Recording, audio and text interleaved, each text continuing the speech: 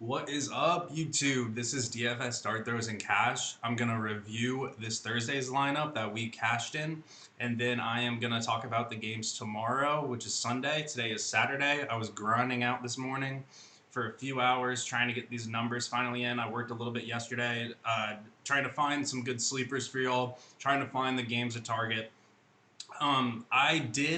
Admittedly, I did change my lineup last minute for the double up the cash lineups. I changed a couple things. So I changed out Michael Pittman. Michael Pittman, I had before Jerry Judy and Chase McLaughlin. So I basically changed out Michael Pittman for I changed out Jerry Judy for Pittman, and then I changed out McLaughlin for Philip Lindsay. For some reason, I just thought his value was way too low there at 400, and I always like the revenge game narratives. We're going to talk about some revenge games here in a second. But I really like Philip Lindsay. He was a pretty big playmaker when he played for the Broncos, so I figured he was going to go out. He was going to do something. He was relevant, but honestly, I think he was a bad pick overall because if Nyheim Hines hadn't been injured, it looked like a back injury to me if I've ever seen one. Tua, I guess, but yeah, I mean, I thought Philip Lindsay would be utilized a good bit, but yeah, Hines got hurt. Philip Lindsay was utilized, but the funny thing is, the lineup I gave you guys that like I had came up from before, it performed better than this lineup. So I only saw I only had like one or two views or something like that on my video before the Thursday night game. So I figured, yeah, I would pivot real quick. But yeah, the lineup that I chose with McLaughlin as the kicker, I mean, this game was abhorrent. It was just absolutely terrible. He kicked four field goals, I want to say, because they won at 12-9 in overtime. A few of them, two of them were like 50 yarders, and then yeah, so he at least got like 16, 17 fantasy points for y'all. I did the math real quick, and it came out to be like 77 total points, which is higher than this. But the lineup was relatively similar across the board. The only main difference was I took Jerry Judy out, but turns out that Chase McLaughlin scored more points than pretty much everybody else. So yeah, that game was pretty pitiful to watch. I mean, at least we cashed. That's really all I can ask for in DraftKings. But I did start Michael Pittman and I did start Jerry Judy in one of my leagues, so it wasn't off to a great start. Jerry Judy caught that 30-yard pass at the end in overtime to give me like an extra like 4 points, but it's not a good start to the week. Yeah, they were definitely a little bit under projections. They didn't absolutely kill me, but definitely not a great game to start with. Pretty terrible to watch. All right, moving on. Let's go to the main slate games for tomorrow. So these games are not in any particular order. I kind of just grabbed the highest team totals, and then I just did what I normally do. I make a PowerPoint. Well, I just started the PowerPoint last week. I actually like it better than the Word document. It's a little bigger, a little easier to read, a little prettier. So yeah, we got the Chargers Browns. First one we're going to talk about. Honestly, I think this game is going to hit the under. So I'm not super high on any of these players. They're good GPP, meaning like tournament lineup guys. So Justin Herbert, his ribs are most likely healed up. He's not performed as well as we would have thought this season so far. But I think it does have to do with those ribs. So he will have low ownership coming into this week, and I think that he will have a great week. I mean, they're implied 25 points, so I think Herbert's going to at least throw for two, maybe run for a little bit more now that he's a little bit more comfortable. Moving on to Eckler. He has had 10, 8, and 7 targets in the last 3 games. He's being utilized properly now. The first couple of games, he was not being utilized properly. They had a lot of other running backs kind of rotating in, using those guys a little bit more than they should have, and they're not as talented. So I think they're figuring out that Eckler is the key to winning right now, especially with Keenan Allen out. So I think that's why you're seeing that uptick in targets. Keenan Allen is out yet again, which is extremely unfortunate because I have Keenan Allen in one of my fantasy leagues, and it's a pretty big league. So hopefully he gets back healthy soon. Yeah, it's kind of hurting me there, but Eckler will take full advantage of him being out, and same with Mike Williams. So Mike Williams is, we've talked about him before. He's hit or miss. I mean, his floor is the lowest of the lows, and his ceiling is the highest of the highs. So I think he will get a lot of targets this game. I think a couple of the other wide receiver options are a little banged up as well. I want to say Joshua Palmer's hurt, and then Jalen Guyton's out for the season, I want to say, and then yeah, so I think Mike Williams would be hyper targeted here. I think he will be a good GPP option. None of these guys are really that good of cash plays. Probably Eckler would be an okay cash play, but I probably wouldn't play Herbert or Mike Williams in cash just because of their volatility. Moving on to the Browns. So I'm not super high on the Brown side of the ball, but if you were to grab a couple of them, I would go with Nick Chubb. Chargers 30th ranked against RBs. If you really want to get a little like different, you could go for Kareem Hunt.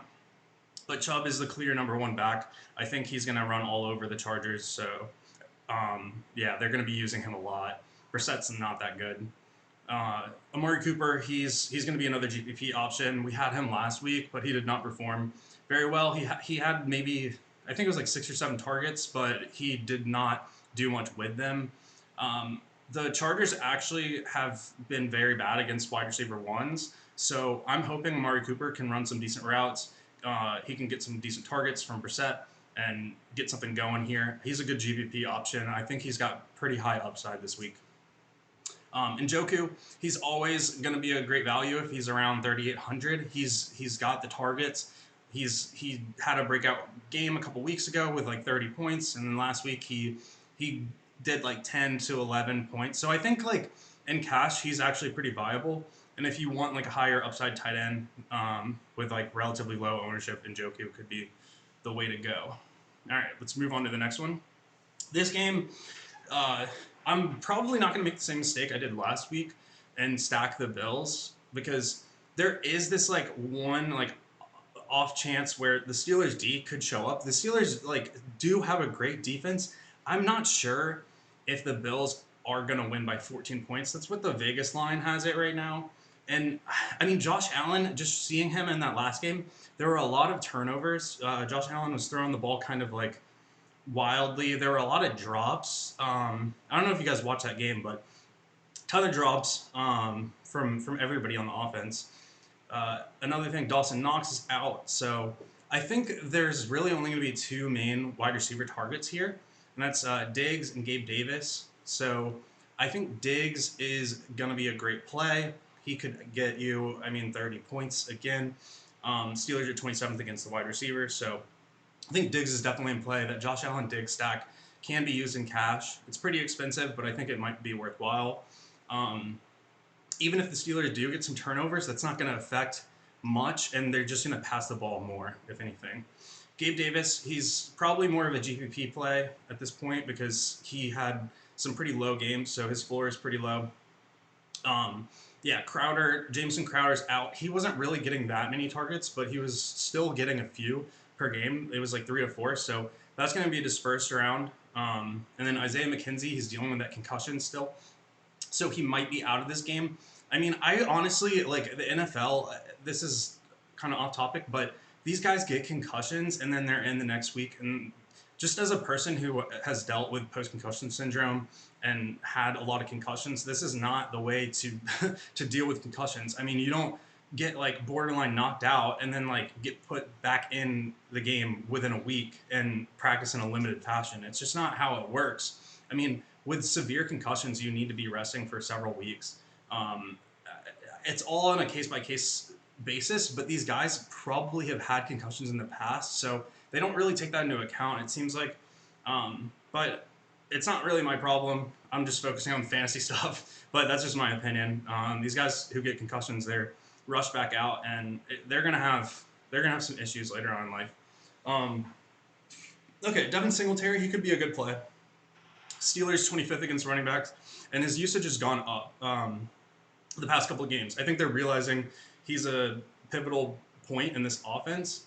So he's been getting more targets, and I think if the Bills do get out to this lead that the Vegas line has predicted, they're going to be running the ball a lot more. Hopefully they don't put in like Zach Moss or James Cook to be running the ball. The James Cook isn't really much of a runner anyway, but they might, if they're out, like if they're winning by like 20 points, they might throw Zach Moss in there for a bunch of run plays. So, but if it's a kind of close game and Devin Singletary is getting targets, he's getting the opportunities. I think he's going to get some touchdown or some goal line carries, so he's got some touchdown opportunity there. I think he's a good pick as well. All those guys could be used in cash. Probably I would steer away from Gabe Davis. I think there's better guys at that price. And then Steelers players to target. Honestly, I like these guys probably will not be in my cash lineups, but they could get a lot of pass volume because they're going to be down. Or at least that's how it's predicted. I feel like the Bills are probably going to torch the Steelers. I mean, just looking at how they played, Kenny Pickett's going to be the starter this week, and you know how rookies are. They throw a lot of picks. So we'll see. But I think they're probably going to air the ball out a little bit just to try to catch up.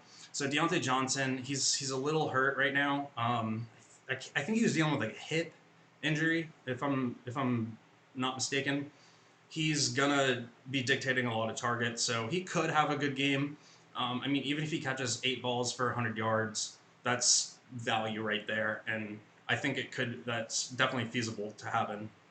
So Freiermuth, he's been really good so far this season for the most part. He's getting a lot of targets. These rookie quarterbacks love targeting these tight ends. They're just bigger, easier guys to hit. They've got better hands. They normally run shorter routes, so he's going to probably be targeted pretty well here. And at $4,100, it's a pretty good price. Then we got Pickens. Pickens made an amazing catch. I can't remember if it was the last game he played or the game before that. He's had 8 and 7 targets the last 2 games, and at 4,200, that's a lot of volume. So I think he's a good sneaky kind of play in a GPP. Definitely keep your eye on Pickens, maybe Freiermuth, but there's some really good tight end options this week. I think there's been really awesome tight end options this whole year just for the price points that they're at. So moving on from this game, we got the Bucs and the Falcons. So this game should be relatively interesting. It could go either way. I mean, Brady really hadn't shown much offense until this last game against the Chiefs. He scored a lot of points this last game against the Chiefs. And Godwin is priced super low. They came out with these prices before that game, that late night game, the primetime game. So Godwin is ridiculously low priced. He had 10 targets last game, and then he against the Falcons, he's excellent. He's averaging literally 100 plus yards against the Falcons in every single game that he's played. So expect a big game from him, and at 5,900, you can't pass him up. He's going to be in pretty much all my lineups. He's going to be chalk in pretty much everybody else's lineups too. I'm kind of skipping forward from Fournette. Fournette's always going to be an option just because of the targets that he gets. I don't think he's going to have the potential to have like a 30-point game. I just haven't seen that yet from him this season, but you never know. He does get to run the ball a lot. He gets a lot of rushing attempts. He gets a lot of targets, so he's a good high-volume option. He could be in cash.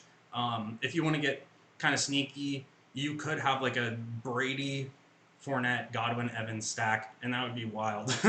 I mean, they have an implied 28-point total, so there's only 4 touchdowns to be had if it pans out like they're predicted. So I probably wouldn't stack all of them just because if they do get out to a huge lead, I mean, they're projected to win by 10, so yeah, they might be focused on rushing the ball, but I think Brady, he's going through a lot with that divorce, so it could be hit or miss. Like, he could come out and play extremely well. I don't think his personal life has really affected the game that much. The only thing is, like, I know off of a loss, Brady comes back and with like a vengeance. So this could be an amazing game for him. His value is super, super low at 6,000. He's going to be very high owned. I think there's going to be a lot of Brady Godwin stacks. And I've watched a few other like fantasy podcasters in there, pretty much all over the stack as well. So I think that's definitely a sneaky tournament option and maybe even cash viable. Godwin's 100% cash viable. He'll be in my cash lineups as well, just for that price tag. Yeah, you can't get much better than that. He could have a 20-plus point game easily. So, yeah, Evans, he's going to have a great game as well. I just think that Brady's going to air the ball out a lot. Just with his 2 main guys back, it's going to be a good game for them. Cameron Brate's out. So that's one other guy that's out. Russell Gage is still questionable. I think Julio Jones is questionable as well. Julio hasn't done much since that first game. I think he's the wear and tear on his body is just getting a little excessive at this point. So anyway, if you wanna stack the other side of the ball with this game, which is what I'm doing actually, in a lot of my tournament entries, Drake London is a good option at 5,900. That's a pretty low price point. Like I said in the previous game, the Falcons will be forced to pass a lot if they're going to be down. Kyle Pitts is out. There's not really very many passing options like whatsoever on the Falcons. So I think that if they're going to be down, they're going to be throwing the ball. Drake London is already getting a bunch of targets as it is. So I think he's just going to be hyper targeted this game. If he gets even 8-9 targets, 70 yards and a TD, that he'll pay for himself. I think he's a great option. So Cordero Patterson's out for 4 games. That sucks. If you're a Cordero Patterson owner, he's been very good this season. Tyler Algier is his backup, and I think he's been really good in his first few games as the backup. Whenever he touches the ball, it seems like he's got breakout potential. And at 4,700, it's hard to pass him up. So there could be a lot of dump passes to him. I mean, he's definitely going to get the volume. I mean, he's going to get a lot of volume. But against that Bucks D, it's hard to say if he's going to be great or if he's going to be a dud. So you definitely keep him in mind, though, for tournaments, maybe even cash if you're looking for a really cheap running back option. Moving on, this one's kind of long. So yeah, Lions-Patriots game. I think that this is weird. The Patriots are favored by 3.5. It's either 3.5 or 3 points. The line's been changing a little bit. But yeah, I don't understand why the Patriots are projected to win when Hoyer's out. Mac Jones has been practicing a little bit, but he's got the doubtful designation next to his name. So if Mac Jones doesn't play, the 2 running backs, Damian Harris and Ramondre Stevenson, are going to be highly used. And Lions are 31st against the run, so there's going to be a lot of volume coming from that run. Especially if Zappy's in, he could throw the ball a little bit, but I don't really trust many of the Patriots wide receivers. It's been either Aguilar, it's been Parker, Bourne's had an okay game. It's just inconsistent. They don't have a clear wide receiver 1. I mean, Myers is the clear wide receiver 1 when he's in. He's seen 13 and 9 targets. And yeah, with that volume, possibly he could have a really great game, but I just don't see Zappy throwing the ball that much. So yeah, Damian Harris, Ramondre Stevenson, both decent cash plays. I would assume they're averaging like 10 to 15 fantasy points a week between the 2 of them. So honestly, I think that they're both good cash plays. Damian Harris is yet to really have a breakout like over 20-point game, or neither has Ramondre Stevenson. So I don't know if I would play them in tournaments. Maybe Damian Harris, just because he's the running back 1. I think he's like the goal line back. So we'll see how it goes. Damian Harris, I'm pretty big on him this week actually. So Lions a target. I mean, the Lions are pretty banged up. Amon-Ra St. Brown is still questionable. He has that ankle sprain. I think he practiced Friday in a limited capacity. So he could be in, but I don't know if they're going to use him to the fullest extent.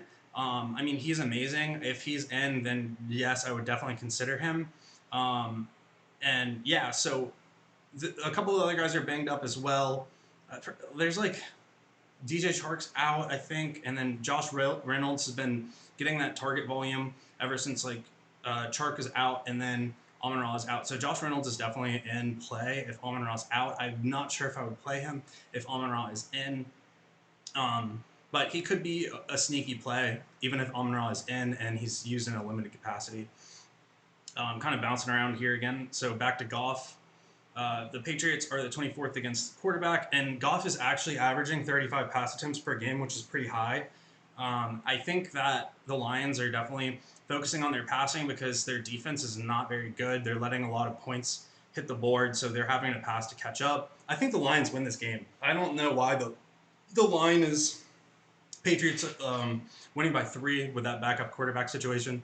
I mean, their defense is good, but I think the Lions' offense has shown a lot of initiative, and they've been pretty great so far.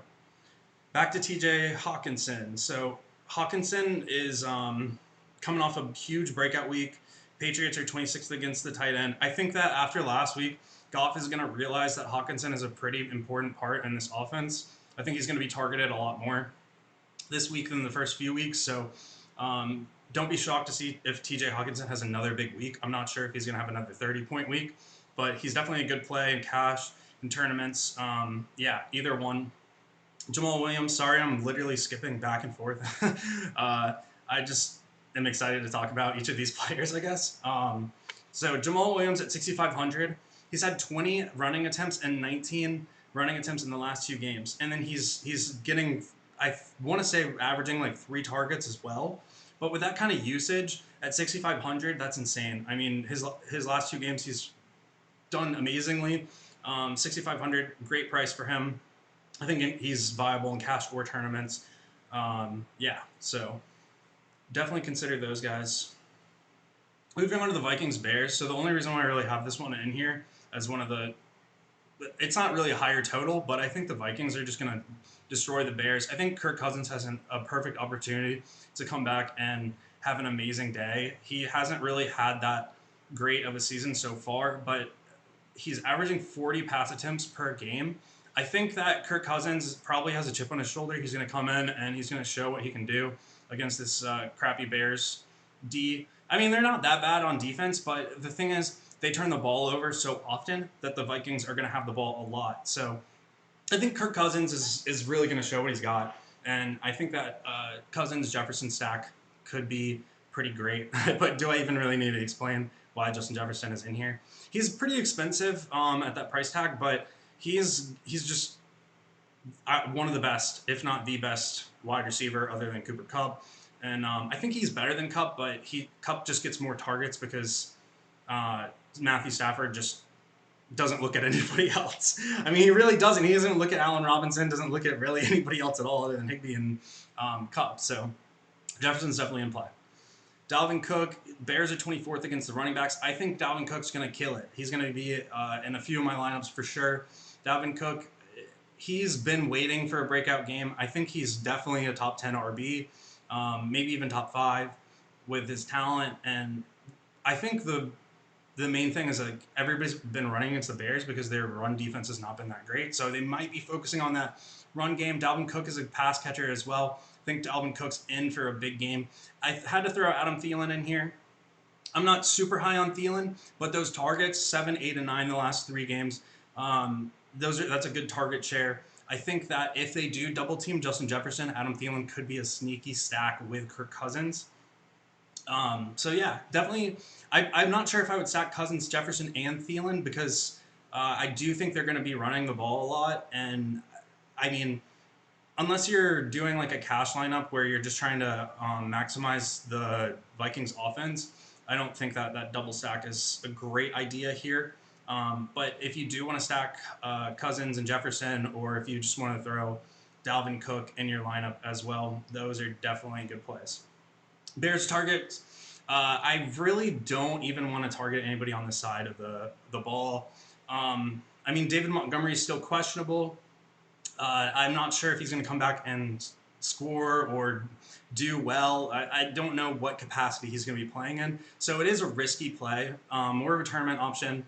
If Montgomery's out, then Khalil Herbert is 100% in play. I would play him in a lot of lineups. I know last week he didn't really give us that great of a week, but with Montgomery out, that volume's got to go somewhere. If Montgomery's in, they're going to be splitting between Montgomery and Herbert, so I don't think either one is going to be really that viable if Montgomery's in, just because the running back by committee situation is not the best. And their point total is like 18. Their implied team total is 18, so yeah. I think Herbert is probably the guy to go to if Montgomery's out. So moving on from that game, one game I didn't include in here just for the sake of time was the Eagles-Cardinals game. I think that game's going to be really good. I've got a couple of a couple of those players in the honorable mentions, so I'm going to discuss those a little bit here in a bit. So we got Derrick Henry, yet again, he had an amazing week. His price tag's still high. He's going up against the Commanders.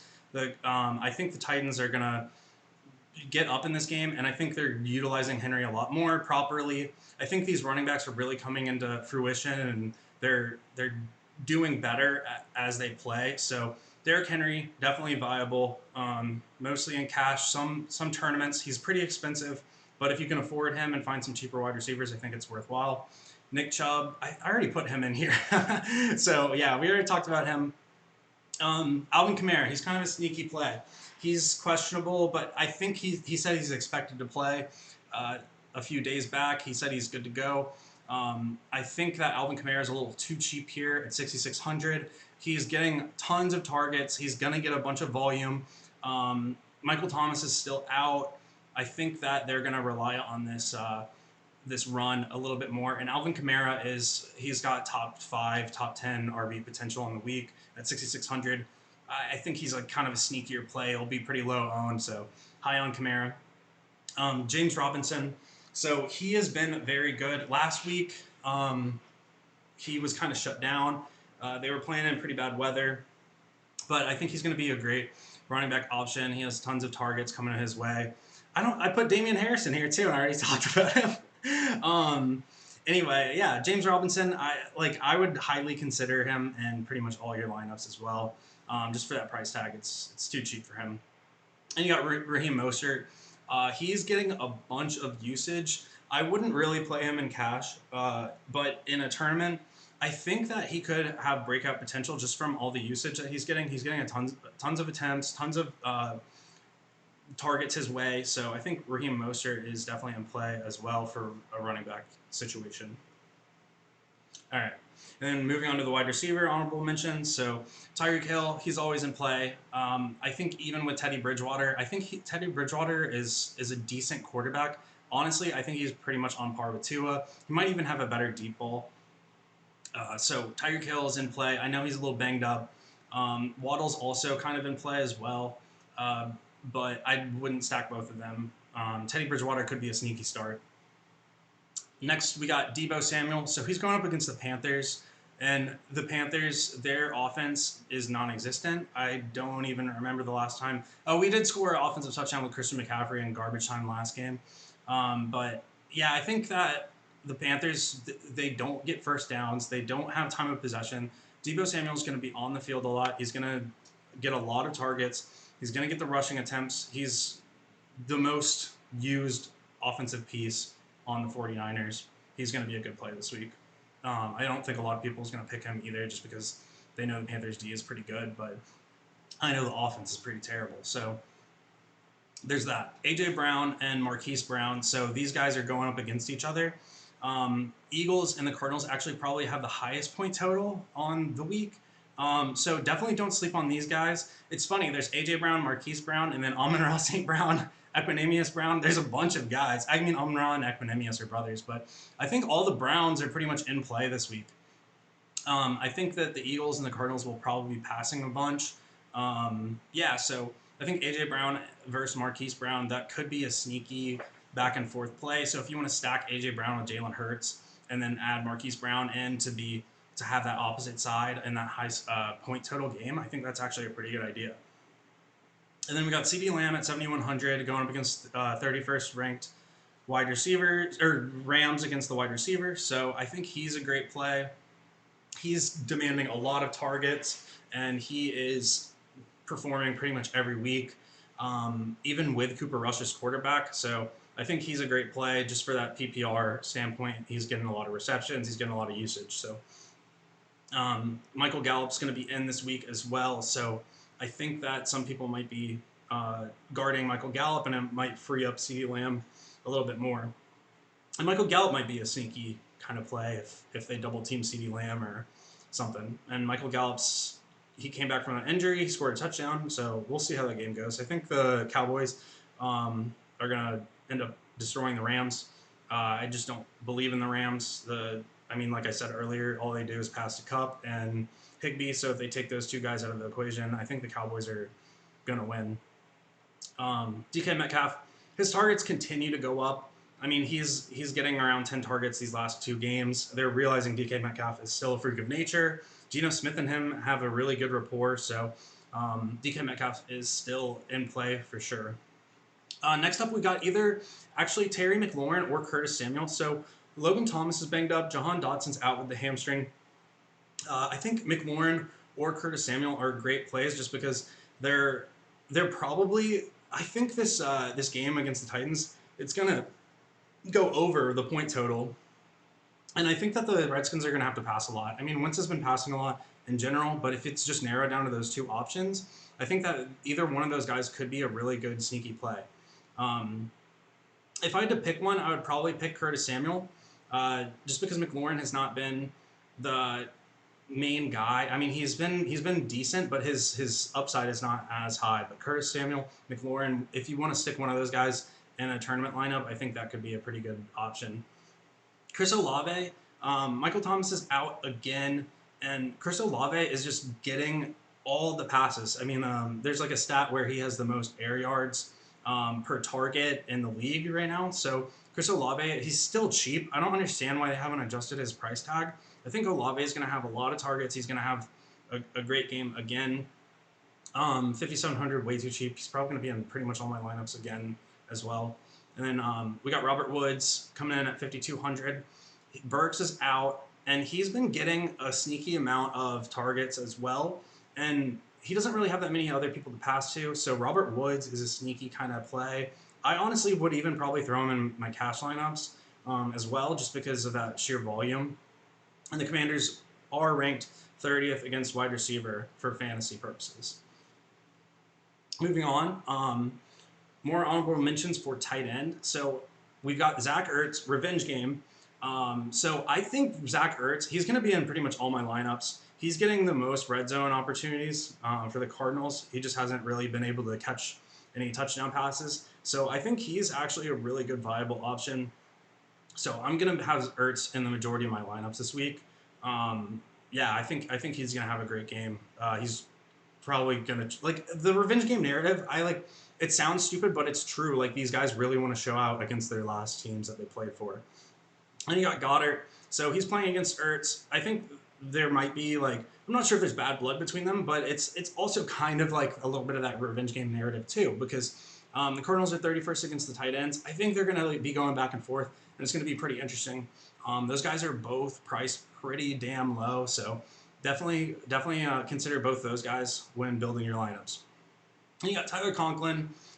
He's always in play. I mean, he's too cheap. He gets a lot of targets. Yeah, I mean, if you want somebody real cheap in your cash lineup, Tyler Conklin could be the way to go. But I would prefer to pay up just that extra $1,000 for either one of those guys, Ertz or Goddard or Hawkinson, as I said previously. So moving on to the dart throws, there's really not way too many dart throws this week. And a couple of them are tight ends in here because I think the tight ends are just priced way too low. And I misspelled Zay Jones there, which I apologize for, but it's all good. We got a running back, Caleb Huntley. So he is kind of like a pass catcher for the Falcons. At 4,300, he's too cheap to really not consider. I think he could at least get 10 to 12 points for you in a cash lineup, and maybe even more if something bad happens to Algier or if Algier's not working out. I think that Huntley is definitely in play. And you got 4,200 Westbrook of Kine. He's on the Titans. He hasn't done anything really this year. I've been pretty high on him. Last year he had a few breakout games, and I think this year there's a stat where he has the second most snaps among Titans wide receivers. He's running routes, but Tannehill's not really looking his way. But I think with Burks out, he might go back to Westbrook Akine a little bit. And at 4,200, that's pretty cheap with that higher upside over there. Because if Robert Woods is double teamed, or if they put their best corner safety on Robert Woods, then I think Westbrook Akine is a good play. So yeah, Zay Jones, not Zay Johns. If Marvin Jones is out, and if Marvin Jones is in, then I would probably play Marvin Jones. I think Marvin Jones is 4,200. So either one of those guys are pretty sneaky, kind of lower priced wide receivers. DeAndre Carter, I think he like threw a touchdown pass last week or something. No, it was like a while back. I don't know. But DeAndre Carter, he's gonna be pretty widely used if Joshua Palmer's out. That point total for the Chargers was pretty high, so I you'd be mistaken if you didn't at least consider DeAndre Carter, because he's probably gonna demand some targets. And you got 3,700 Khalif Raymond. The Lions guys are banged up. This is really if Amon-Ra St. Brown's out, and Joshua Palmer. Oh, wait, Josh Reynolds. I get those guys confused. But if Josh Reynolds is still a little banged up, Khalif Raymond will be the wide receiver 2 on that team. So at 3,700, that's pretty damn cheap. Goff is airing the ball out a lot, so I think he's in consideration there.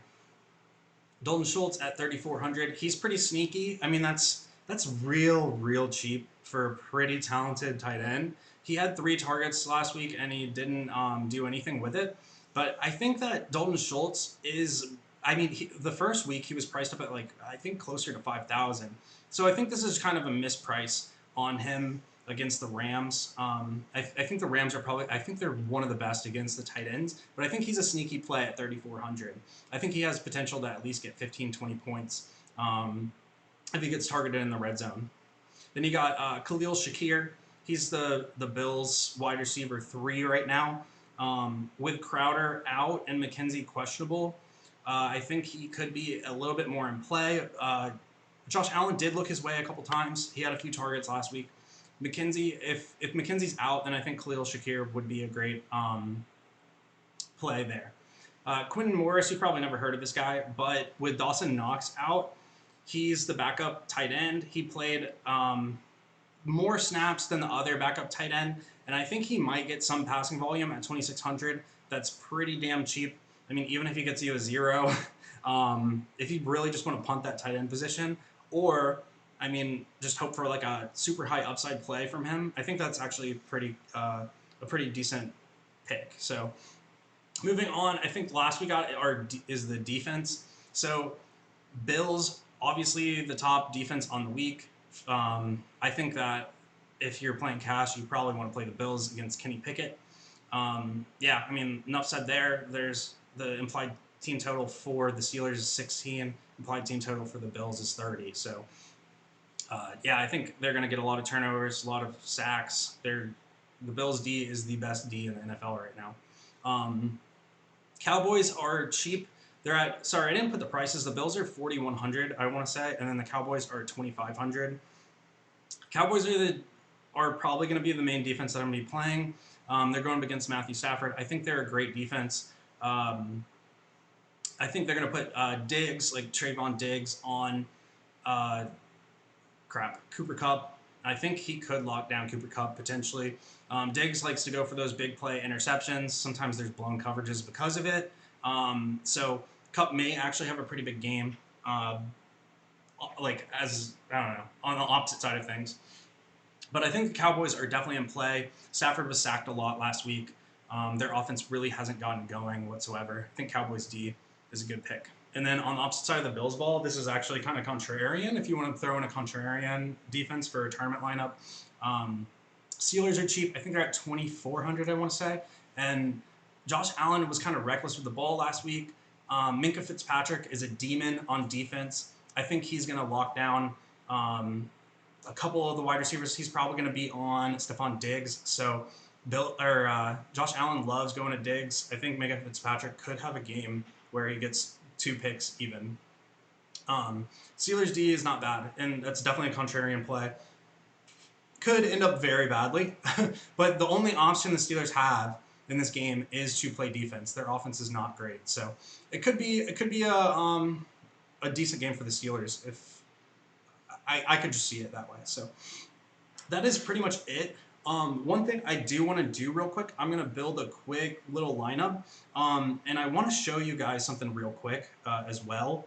So on DraftKings, there's actually a bunch of free competitions. I don't know if you guys have seen this, but if you go to the entry fee off of like the featured, and then you hit that, so it's like ascending order, there's actually like one, two, three, four, five, six, 7 free tournaments that you can enter. So if I were you and you don't want to put any money in the game, I would go through and just enter in a few lineups for free.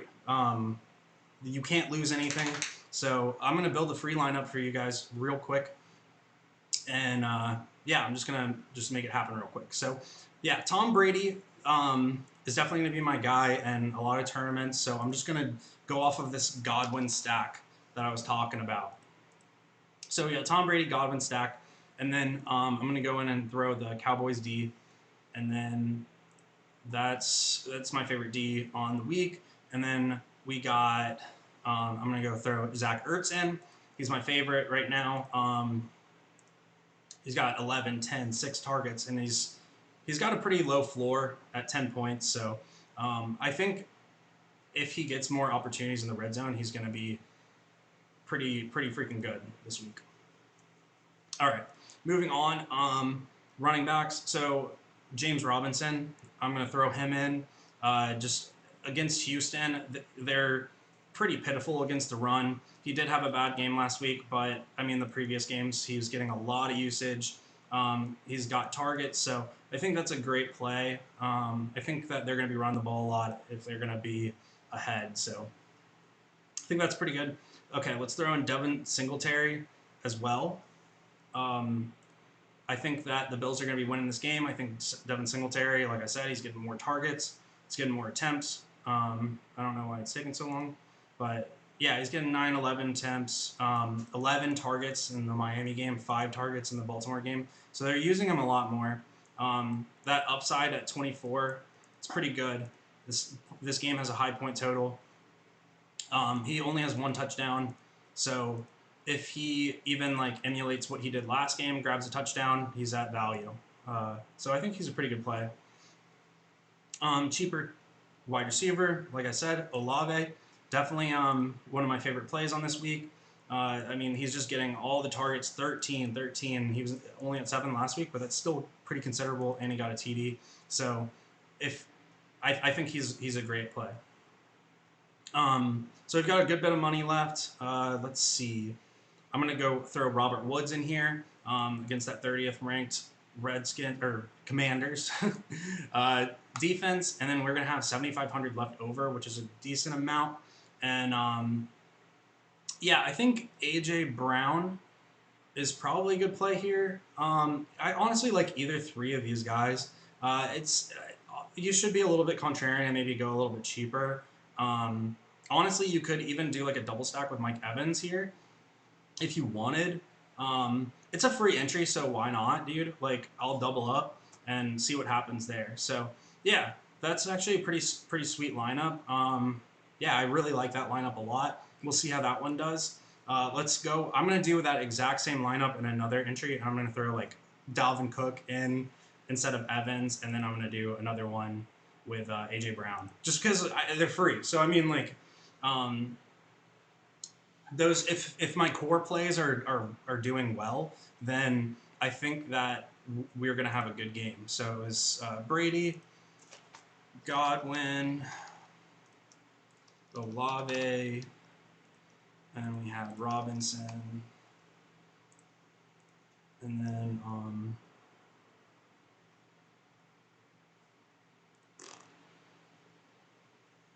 Singletary, Ertz,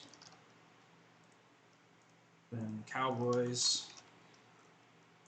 Yeah, when you're making these lineups, you want to have similar core plays, and then you just kind of want to manipulate a few extra positions. So you want to, if one guy has a dud, say you have a perfect lineup except for one guy, that would really suck, right? So you're just basically just trying to make a lineup where if one guy does badly in one lineup, but if you changed him out in another lineup, then you could potentially win the whole thing. Let me see. So it was AJ Brown, and then the last guy was Robert Woods.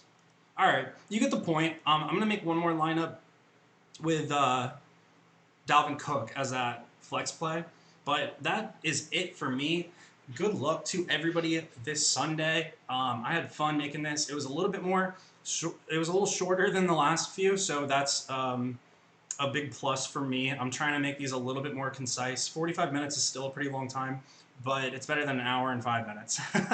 So thank you so much for watching. I appreciate all the love, all the support. Please like, comment, and subscribe if you are enjoying this content. I'm going to try to continue to make a few more videos a week. I'm going to try to do a Monday Night Showdown probably tomorrow night, if not Monday morning. So yeah, thanks for watching. Have a good one. Appreciate it. Goodbye.